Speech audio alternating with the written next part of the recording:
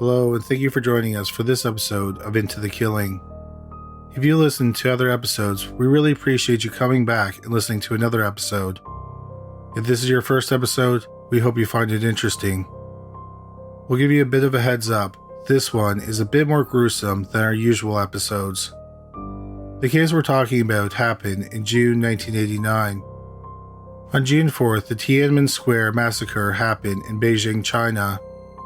Hundreds to thousands of Chinese citizens were slaughtered by their own army while protesting for political reform. The next day, the iconic photo of the man standing in front of the tanks was taken. The day after that, the funeral for Ruhollah Khomeini, the Grand Ayatollah of Iran, was held. People crowded around the casket trying to touch it, and in the process, they nearly tore the casket apart. His body fell out as people tried to get pieces of the death shroud. On June 3rd, the Skydome, the first baseball stadium with a retractable roof, opened in Toronto, Ontario. On Tuesday, June 20th, 1989, the number one song on the Billboard charts was Satisfied by pop rocker Richard Marx. The number one movie at the box office was See No Evil, Hear No Evil, starring the legendary comedy pair Richard Pryor and Gene Wilder.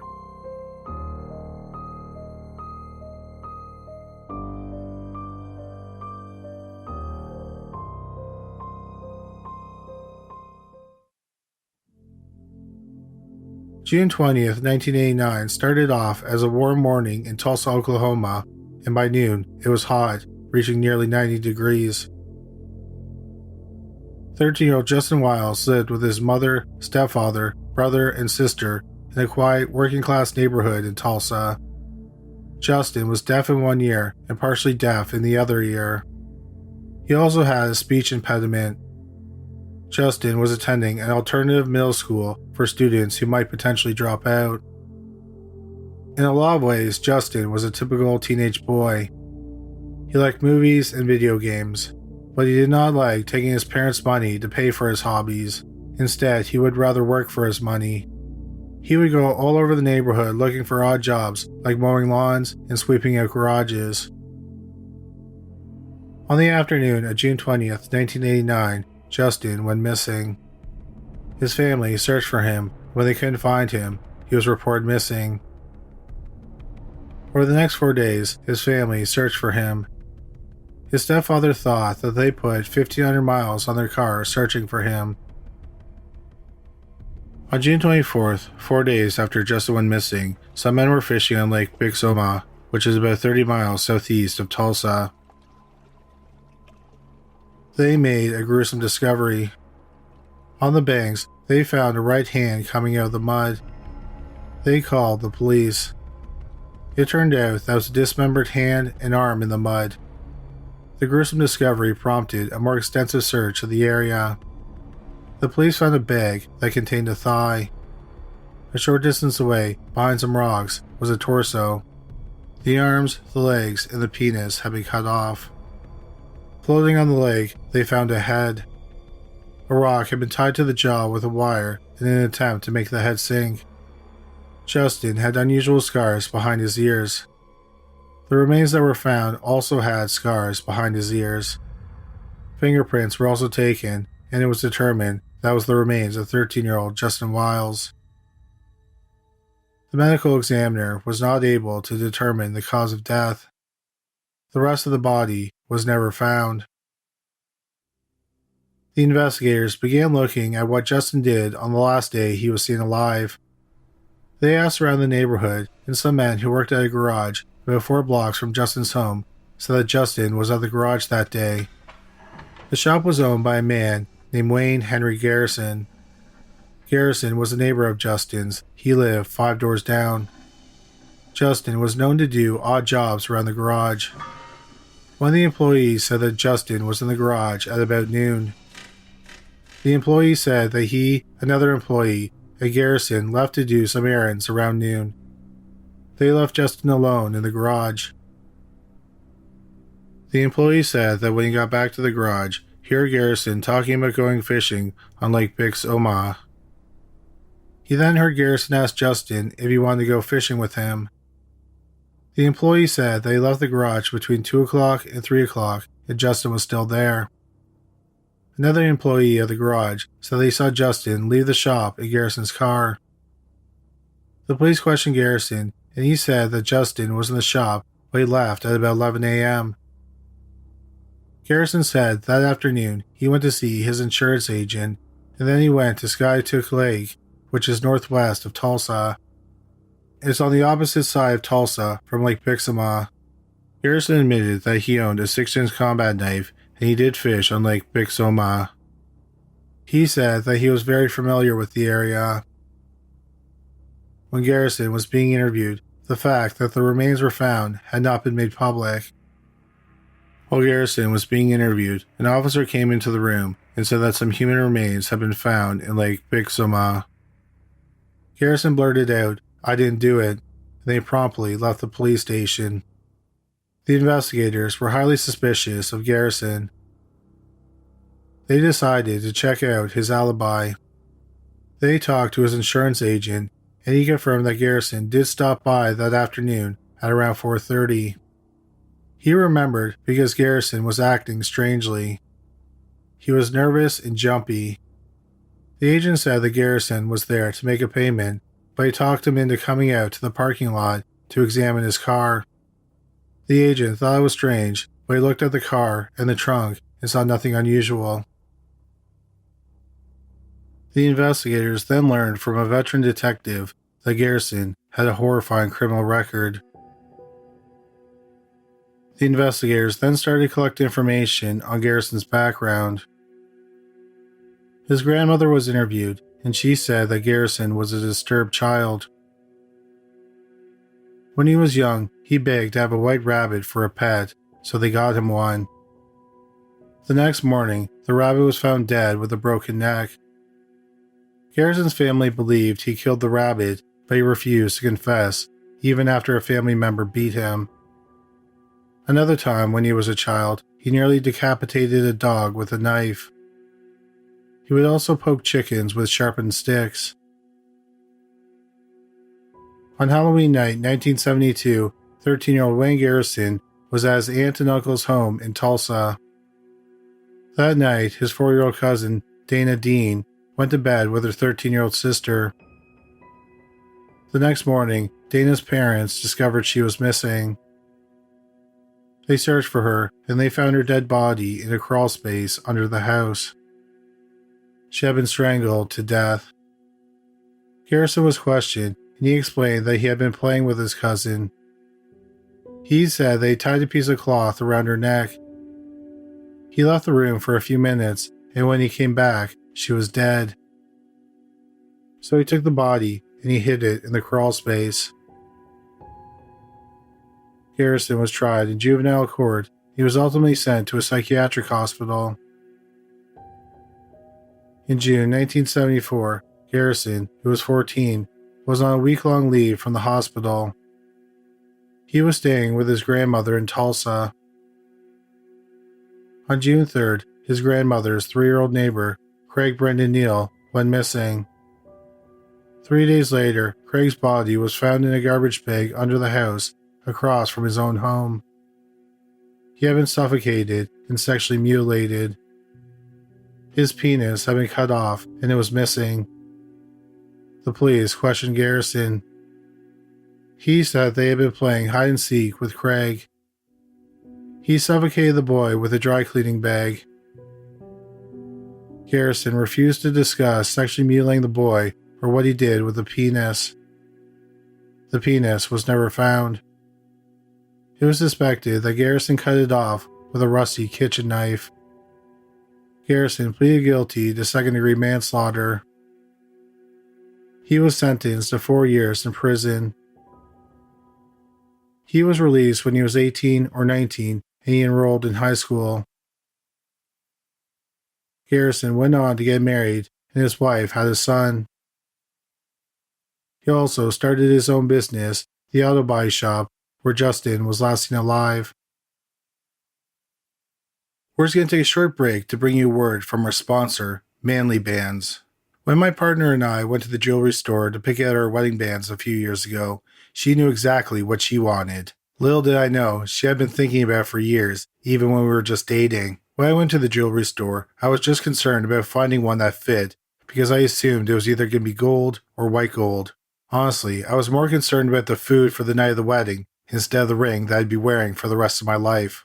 I wish I knew about manly bands when I got married.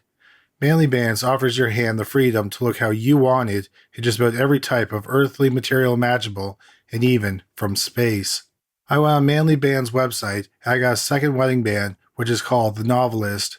It's a sharp-looking silver cobalt chrome ring with a brush matte finish. What I thought was really cool about Manly Bands is that The Novelist is just one of the bands I wanted. They have so many amazing designs made from a bunch of different material. They have standard materials like gold and steel, and they even have rings from antlers, dinosaur bones, and even the meteorites that might have killed them. They also have awesome curated collections like the Jack Daniel's Whiskey Barrel Collection. To get started on Manly Bands, or their Manly Ring Sizer to make sure your ring will fit perfectly during work and play. Once you know your ring size, then you get to pick your ring from the insane collection. Once you've selected your band, Manly Bands offers free shipping worldwide, a 30-day exchange policy, and a free warranty. There might be a 50% chance of your marriage working out, but there's a 100% chance that you're going to love your band. To our Manly Bands and get 21% off plus a free silicone ring, go to manlybands.com/listed. That's manlybands.com/listed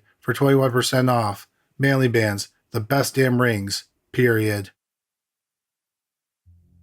About a week after Justin's murder, the police interviewed Garrison again.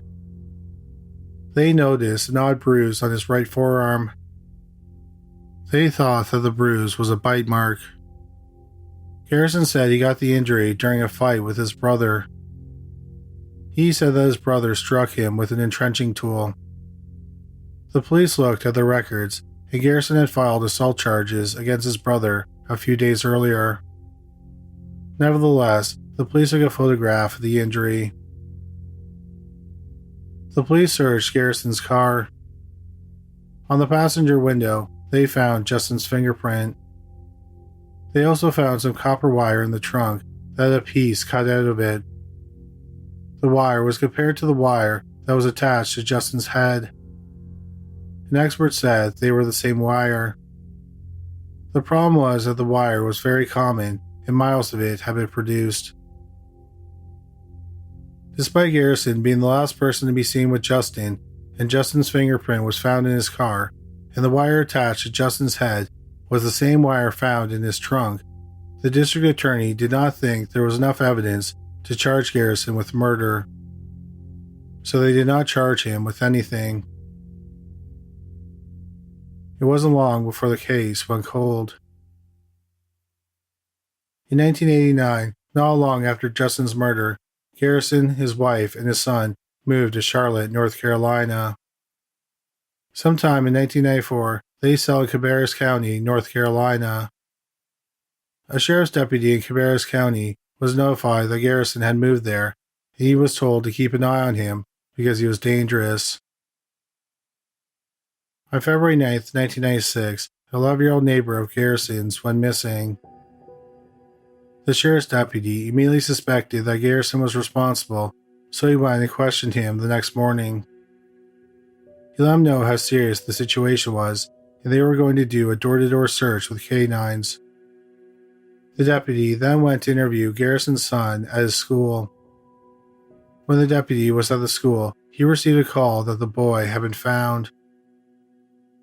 Garrison was supposedly the person who found him. The deputy talked to the boy, and he had a disturbing story. He said that Garrison had convinced him to run away. Garrison then got him inside his home and gave him some pills. Then Garrison hid him in a crawl space. The boy's blood was tested. In his system, a strong sedative that is given to people who are recovering from surgery was found. Garrison was arrested and charged with delivery of a controlled substance to a juvenile under the age of 16 and abduction of a minor. In March 1997, he pleaded guilty to both counts and he was sentenced to 3 to 5 years of prison. The police in Tulsa heard about Garrison's arrest, and they knew he was still dangerous. They were also still haunted by Justin Wiles' murder. They knew they had to tie Garrison to Justin's murder to make sure he went to prison for the rest of his life and he wouldn't be able to hurt any more children. The problem was that they didn't have any strong physical evidence. No bodily fluids, hairs, or fingerprints were found on Justin's remains. Also, no blood was found in Garrison's car, home, or workplace. So, in August 1999, over 10 years after Justin's murder, the police did something drastic. With the permission of Justin's family, they exhumed his remains. Then a forensic dentist made a mold of Justin's teeth. The mold was then attached to a set of pliers. Then the dentist used the molds to make bite marks on his assistant's arms. He compared the bite marks from the mold to the photo of the injury on Garrison's right forearm, which the police thought was a bite mark. The dentist immediately saw similarities between the bite mark and the injury. He concluded that Justin bit Garrison. In September 1999, the wire that was attached to Justin's head was examined. The investigators were hoping that advances in forensic technology might definitively link the wire to Garrison. An expert found a tiny black smudge on the wire that was attached to Justin's head. He examined the smudge under a special machine called X-ray fluorescence. The machine creates chemical profiles of substances. The expert determined that the smudge was strip caulk, which is also known as body caulk. It is commonly used in bodywork on cars. The expert was even able to determine the brand of strip caulk. He then examined the wire that was found in Garrison's trunk. He found similar black spots on the wire. He determined that the spots were the same brand of strip caulk. The district attorney finally felt like there was enough evidence to arrest Wayne Garrison for the murder of Justin Wiles. In October 1999, Garrison was paroled in North Carolina. In the parking lot, he was arrested for Justin's murder. In August 2000, while Garrison was awaiting trial, Garrison's lawyer claimed that he was a scapegoat because of his juvenile record. The lawyer wanted the police to look at a suspected serial killer named George Kent Wallace, who had lived in Fort Smith, Arkansas. On December 9, 1990, Wallace approached 18-year-old Ross Allen Ferguson in Van Buren, Arkansas. Wallace claimed he was a police officer and he forced Ferguson to get into his car.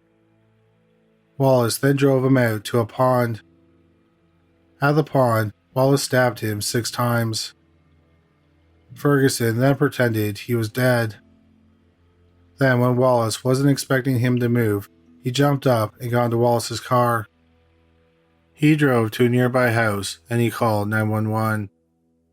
Ferguson was rushed to the hospital and Wallace was arrested. Ferguson survived his attack. After Wallace was arrested, 2 other young men contacted the police and said that Wallace had tried to kidnap them as well. In custody, Wallace was questioned about the murders of 2 boys whose bodies were found in a pond in LaFleur County, Oklahoma. 15-year-old William Eric Domer was found in the pond on February 23, 1987. 14-year-old Anthony McLaughlin was last seen on November 11, 1990, in Van Buren, Arkansas. His body was found the next day in the same pond where William's body was found. They both had been shot in the back of the head with a small caliber weapon. Wallace ended up leading the police to a field in Seminole, Oklahoma. They found a .22 caliber gun, which proved to be the murder weapon. Before Wallace moved to Arkansas in 1986, he had lived in North Carolina. He was questioned about 2 unsolved murders that happened while he was living there. On August 22, 1976, the skeletal remains of 14-year-old Jeffrey Lee Foster from Winston-Salem, North Carolina, were found. Jeffrey had been missing for less than a month. He had been stabbed to death. On September 25, 1982, 18-year-old Thomas Stewart Reed was stabbed to death in Winston-Salem. Wiles denied committing these murders. He was also questioned about a fifth murder. On November 24, 1990, 12-year-old Alonzo Doncade went missing from Fort Chaffee, Arkansas. Less than a month later, Alonzo's body was found in a drainage pond just outside the city. He had been stabbed to death. Wiles did not confess to this murder either. The district attorney ended up only charging him with the murders of 15-year-old William Eric Domer and 14-year-old Anthony McLaughlin. He was to be tried in Oklahoma, and the district attorney was seeking the death penalty. It turned out that Wiles wanted to plead guilty and he wanted to be executed as soon as possible. So in April 1991, he pleaded guilty and he was sentenced to death. In 1996, Wiles confessed to the murders of Jeffrey Lee Foster and Thomas Stewart Reed, who were killed in North Carolina in 1976 and 1982, respectively. Since Wiles was already sitting on death row, he was not extradited. 59-year-old George Kent Wallace was executed on August 10, 2000. Before he died, he did not confess to any other murders. Days after Wallace's execution, Wayne Garrison's lawyer accused Wiles of murdering Justin Wiles. The problem was that Wiles couldn't be placed in Tulsa around the time of Justin's murder. But Garrison, who had been twice convicted of murdering a child, was the last person to be seen with Justin. Wayne Henry Garrison went to trial for Justin Wiles' murder in November 2001. He was found guilty, and the jury recommended that he be sentenced to death. In December 2001, over 12 years after Justin Wiles was brutally murdered, Wayne Garrison was formally sentenced to death. Just before Garrison was sentenced, he whispered, "I didn't kill Justin Wiles." Garrison's lawyer filed an appeal. In December 2004, his sentence was overturned, and he was to undergo a new sentencing hearing. It was overturned because the Court of Appeals thought he had ineffectual counsel. 2 years later, in January 2007, Garrison accepted a plea deal. Instead of facing a sentencing hearing and possibly being sentenced to death again, he accepted a term of life without the chance of parole. Justin's mother attended the resentencing hearing, and the judge asked Garrison if he would like to apologize to her. Garrison said that he was sorry that Justin had died, but he said he didn't do it. Justin's mother said she was satisfied with the sentence. She knows that Garrison will die in prison and he'll never be able to hurt another child. At the time of this recording, 62-year-old Wayne Henry Garrison is serving a sentence at the Lawton Correctional Facility in Lawton, Oklahoma.